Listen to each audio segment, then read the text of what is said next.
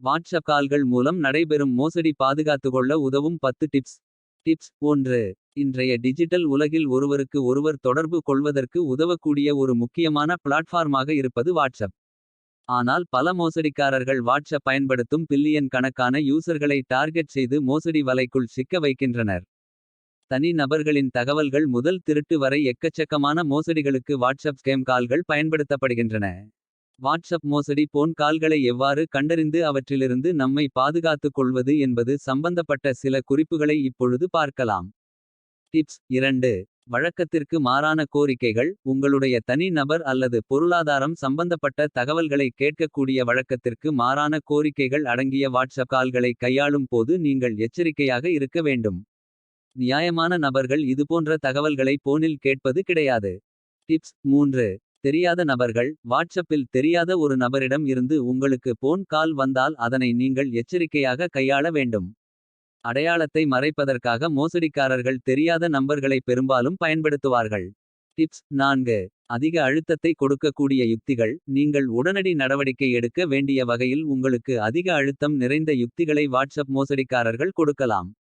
உதாரணமாக உங்களுக்கு ஒரு பரிசு விழுந்திருக்கிறது என்றோ அல்லது உங்களுடைய அக்கவுண்ட் ஹேக் செய்யப்பட்டது என்றோ உங்களிடம் சொல்லலாம். டிப்ஸ் 5. மோசமான ஆடியோ தரம். உங்களுக்கு வரக்கூடிய வாட்ஸ்அப் காலின் ஆடியோ தரத்திற்கு முக்கியத்துவம் கொடுங்கள். மோசடி கால்கள் பெரும்பாலும் மோசமான தரமற்ற ஆடியோ கொண்டிருக்கலாம் அல்லது ரோபோ பேசுவதைப் போல தோன்றலாம். டிப்ஸ் 6. ஆள்மாறாட்டம். மோசடிக்காரர்கள் பொதுவாக வங்கிகள் அல்லது அரசு ஏஜென்சிகளில் வேலை செய்பவர்களைப் போல தங்களை காட்டிக் கொள்வார்கள்.